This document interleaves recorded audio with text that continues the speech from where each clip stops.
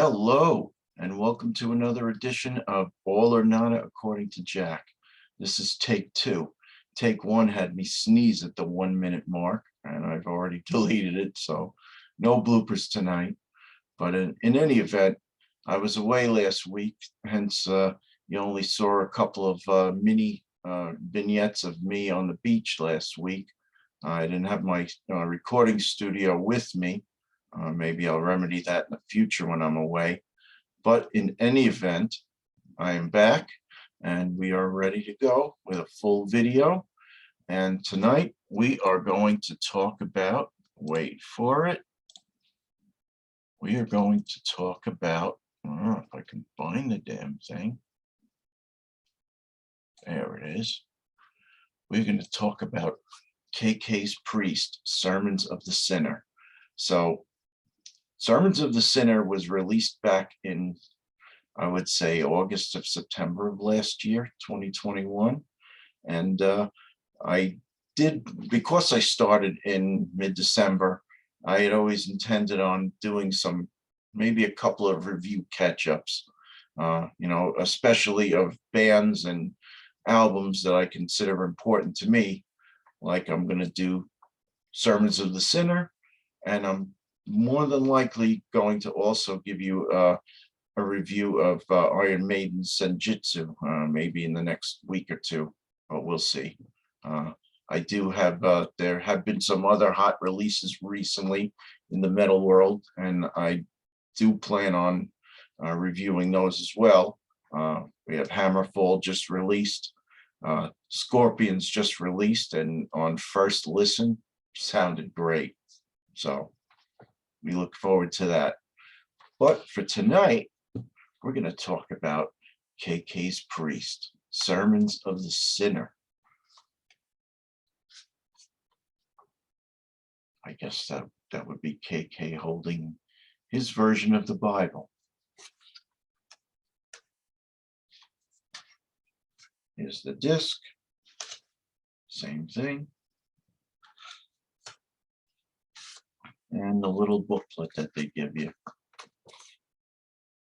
But we'll talk about that. So, KK's Priest, Sermons of the Sinner. When I first heard it, I was a little iffy. And you know what? I'm glad I let it simmer a little bit over a couple months. I think I've heard it about, 8 to 10 times now.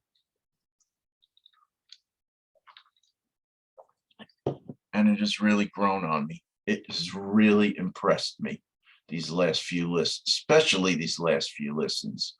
So let's talk about the songs. So first we start with is it Incarnation? Yeah, Incarnation. Basically just a 1-minute beginner. Something Manowar would do with the deep voice introducing the record.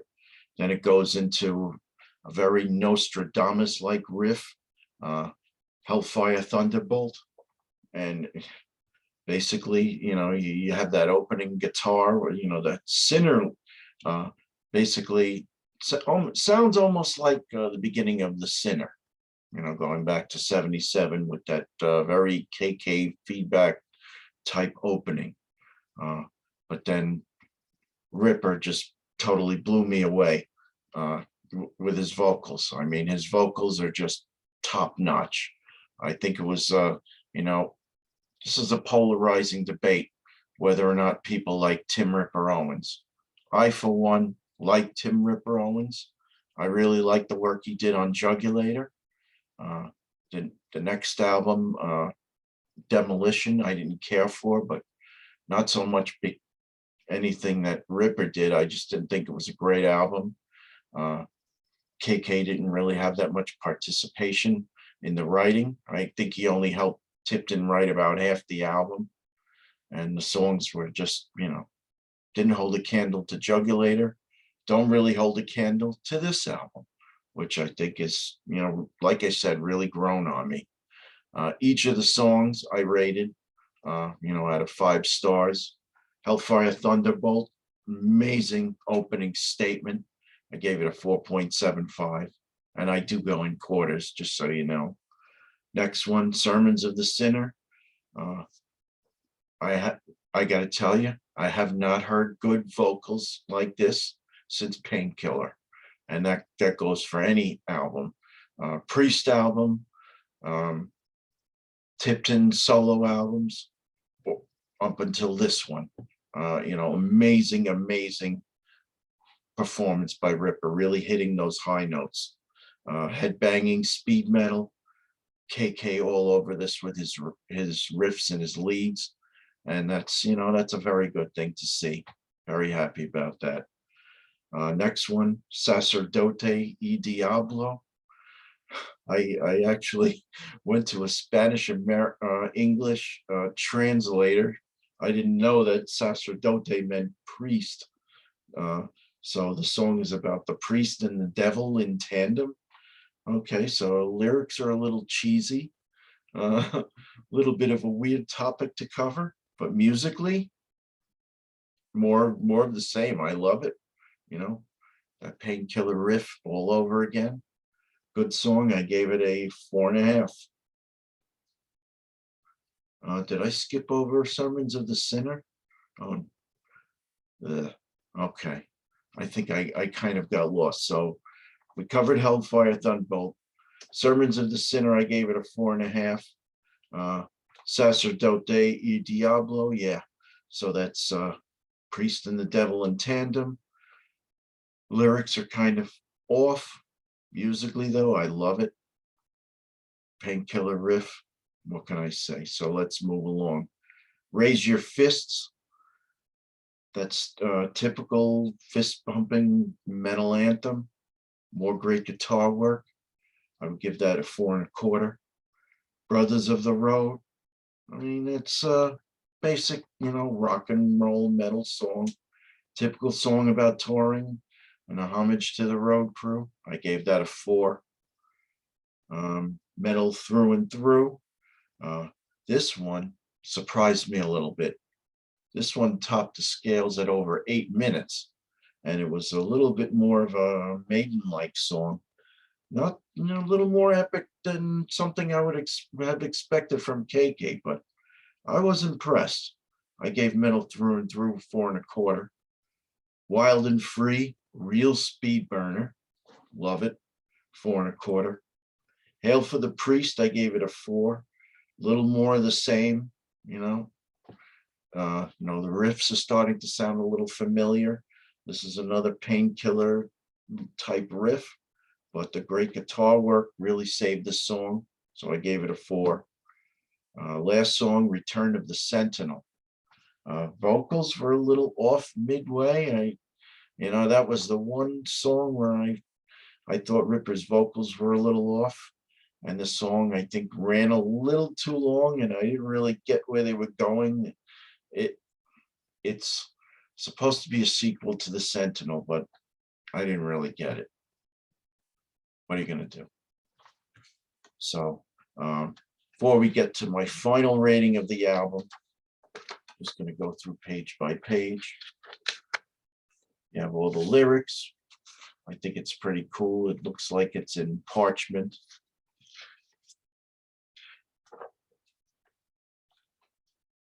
Sermons of the Sinner. All right.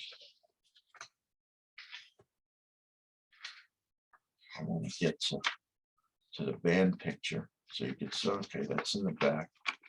The sermons written by KK. That impressed me. There you have it.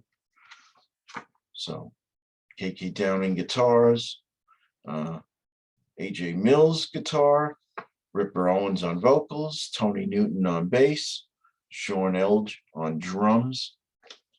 Overall, I gave this a 4.25, which is probably a 1/2 star or maybe 3/4 of a star higher than what I would have given it had I reviewed this back in September, October.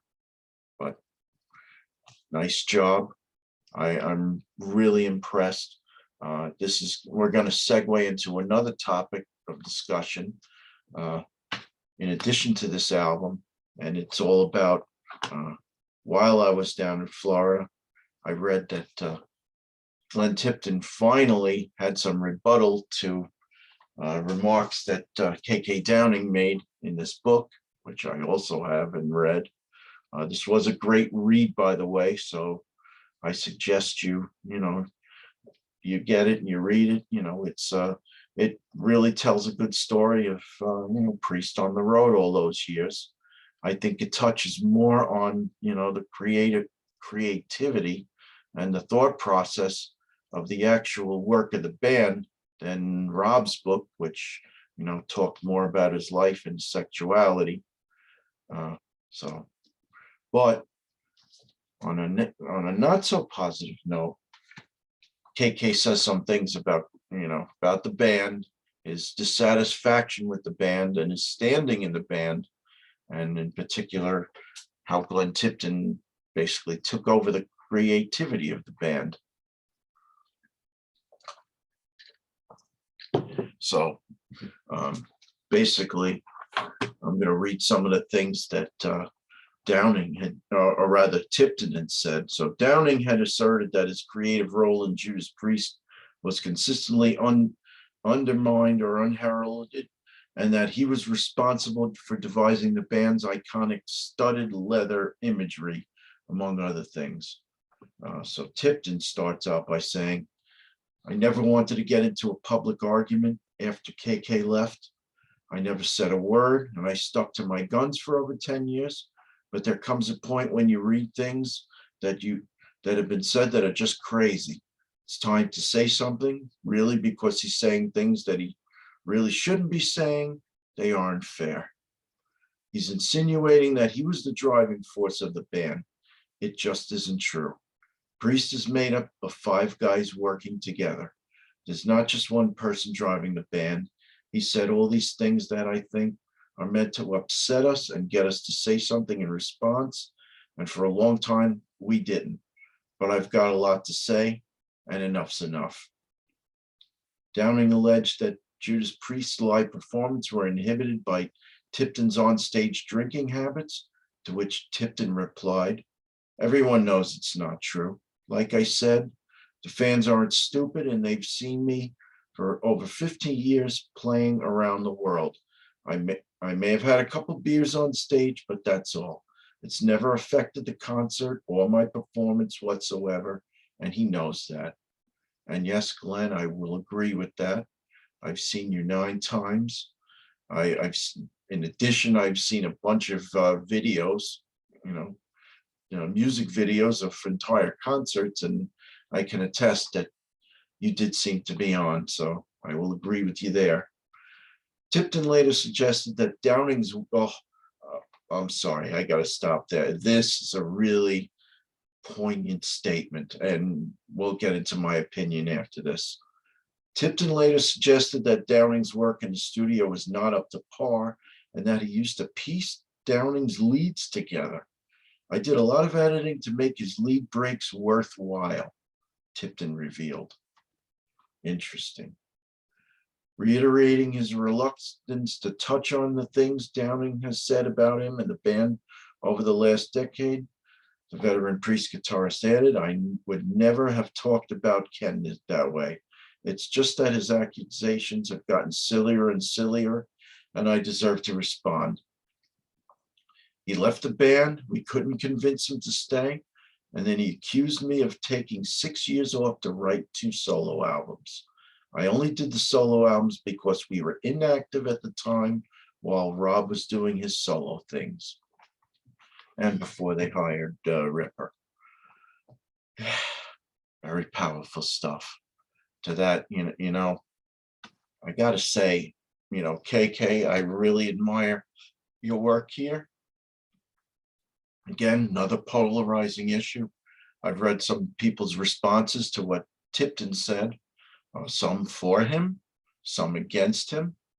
You have your weight scales of, some people are in Tipton's camp, some people are in KK's camp. Me, I prefer to say I love both these guys and I appreciate what they both did. but at the same time, KK, addressing you, there comes a point in time where you have to admit your shortcomings. We all have them. I have them. KK has them. Glenn has them. Rob has them. Everybody. Jimmy Page has them. We've always known Glenn to be a more precision player, whereas KK was more of a, spontaneous player, which that's been said about Joe Walsh. It's been said about Ace Frehley. There's nothing wrong with that. KK's still a great guitar player, but I guess through a band decision, they liked Glenn's creative input and his leads a little better. But this album proves to me that, what? Maybe there is still something in the tank for KK Downing. Because you know what? He had full artistic creativity. He didn't have a Glenn Tipton over his shoulder saying, oh no, you can't do that. You can't use that. And you got to change that lyric. And that riff's no good. This was totally the KK show. And you know what? Maybe he was right in his book that, maybe his ideas were a little better than they let on. So as Richie Faulkner says, I wish they would just, they would put their differences aside and be gentlemen, shake, have a beer, settle their differences. Unfortunately, that may be difficult now that KK's written a tell-all book. Maybe you crossed the line. That tends to happen when you write a tell-all book and something leaves the locker room, so to speak, that shouldn't have left the locker room. The same thing happened with Don Felder and the Eagles. Once he wrote a tell-all book and took them to court, that's it. There's no turning back. So maybe it's time to accept that, KK, and just move on. Now that I've said that, I hope that, I'm adding some entertainment value here in what I do with All or Nada, according to Jack. But at the same time, I know that there's some very serious things going on in this world right now, much more serious than any, rock discussion that me or countless others on YouTube are doing, to try and give a little entertainment and thought value on YouTube. Tonight, I am praying for humanity. I'm also praying for the best possible outcome. My best to everybody around this world. I hope you, sleep well and hope for a better tomorrow. This is Jack Toledano. All or Nada, according to Jack. Good night, everybody.